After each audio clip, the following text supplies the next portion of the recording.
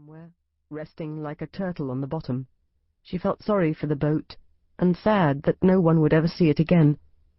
They were the last two people on earth to sail in it. 1946. Xavier and Adélie. When old Johannes Xavier died, the legacy he left to his youngest son seemed a fortune. Xavier wanted to travel. He had not inherited the vineyard, nor would he have a place of any importance in the family business, so there was no reason to stay. He and Adélie could go anywhere they wished. Adélie had always wanted to see England, and although they planned to go further, perhaps to California, the first stop would be just across the channel. The war was over and they married. Celebration on celebration.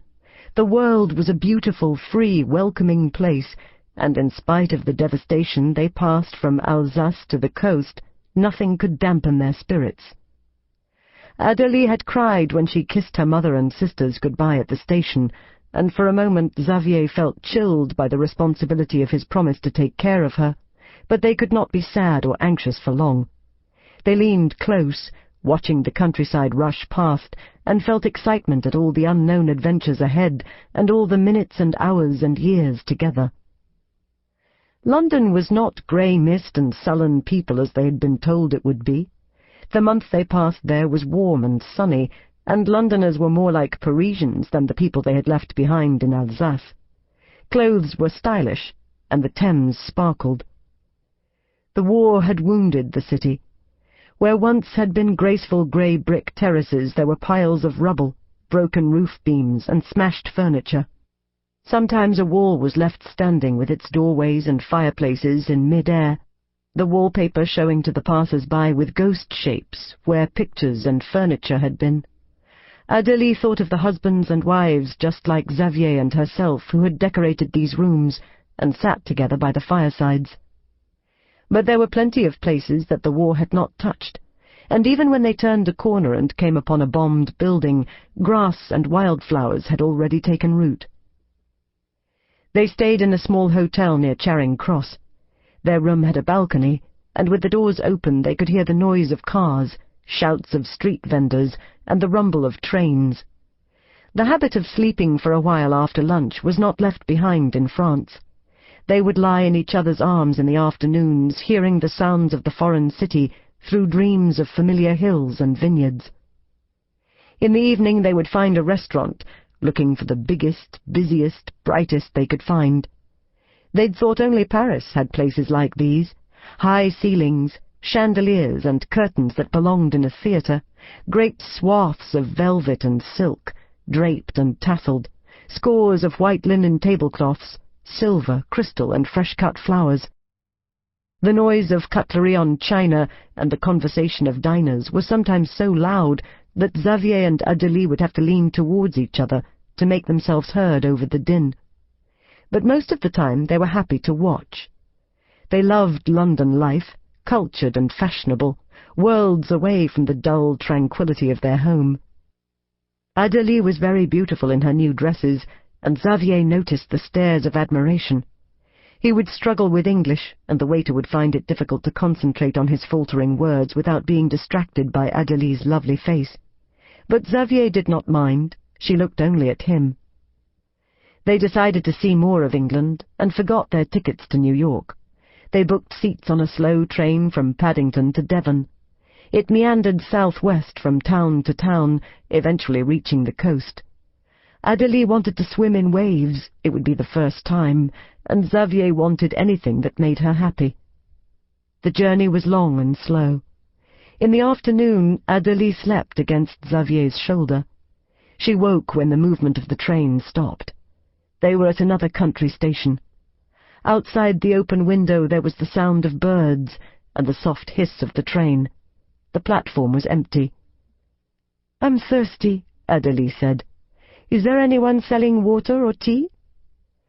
Xavier jumped down onto the platform, looking up and down, then walking away towards the ticket office, while Adélie leaned out, anxious that the train might leave without him. And it did. The train began to move, and Adélie, after calling his name twice, jumped down from the carriage and waited for her husband to return with her tea. They stood together without luggage or even Adeli's handbag on the sunny, deserted platform. They had no idea of the name of the place. It was still painted out. Xavier took her hand.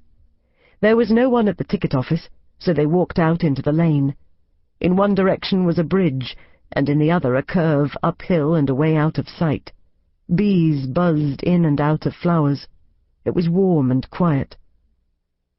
On the bridge they leaned over the stone balustrade. The river beneath them was broad and slow. Bright weed undulated over the stones. They watched the glittering water slip into shadow under the bridge, and shoals of small brown fish basking in the shallows. Xavier loosened his tie. Adélie shook her hair, letting the breeze blow through it. The sound of the train faded to nothing. They were pleased to be having a small adventure. The plan was not unduly upset. They would simply wait for another train and catch up with their luggage further down the line. They did not know that the next train would not come for 6 days, and by that time Xavier would have bought a house, Adélie would be content to swim in the river, and this place without a name would be their home. 1958. Sarah. Her mother said a husband would come along soon enough. A 16-year-old woman so capable would have no trouble at all. But until then, Sarah Kathleen was not a child any longer. She must pull her weight in the family, bring in some cash, and learn things that would be useful for her future. Sarah was glad to help, but she liked school and was sorry to leave. She had been told that she had a good brain and a sensible attitude so long as she did not get above herself with those looks. She must be watchful of becoming bold. And she was a good pupil when she curbed her tendency to wear the elbows off her arms with dreaming. It was decided she should be of service as a teacher or a nurse. Sister Perpetua said, but quietly, because it was an unusual thing for a sister to say, that Sarah could be whatever she put her mind to, even a lawyer or a doctor. A woman could make anything of herself these days. There was no limit. The good Lord had given her the wherewithal, and Sarah should go to university. But that was not possible now. Sarah had a job, and she was leaving home. It was so exciting that going to university could hardly be better. The doctor had chosen her from lots of other girls, he said, and she was the one he wanted. He had no wife to look after him, or a pretty daughter like her. Sarah felt sad for him. His advertisement said his assistant would keep the house tidy, take messages, cook meals, and generally do anything that would make his life run more smoothly. She would live in his house and bring some order and comfort back into his life, as only a woman can, Sarah's mother said. The interviews were conducted at a surgery in town. It was not the doctor's office, but he said this was easier for prospective employees. Sarah did not know what he meant. She wore her fawn coat buttoned all the way to cover a dress she felt was too young for her, and her mother's nylons to look her best. The doctor was elderly. His eyes watered and his hands shook a little. Sarah would start in 3 weeks. A car came to collect her, and people in the street stood at their front doors to watch and to wave her off. Sarah had never felt so special. She thought the car would drive her to another town, smarter than this one probably, with tall red brick houses, clipped hedges and iron railings. Instead they turned off the main road when they were still surrounded by fields. There were cottages and a grey stone chapel. The car stopped outside an ugly, peeling house. The nettles beside the path were waist-high. There were leaves in the porch and a row of empty milk bottles. The place was not at all how Sarah imagined it would be. Now she knew why the doctor had said nothing about where he lived.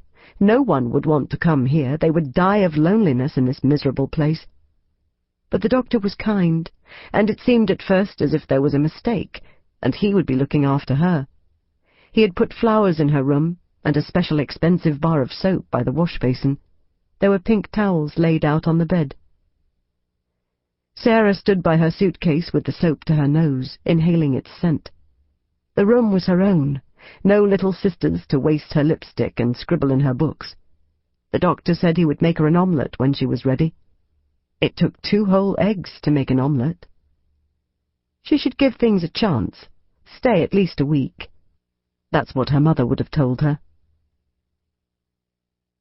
The doctor sat in a fireside chair, and Sarah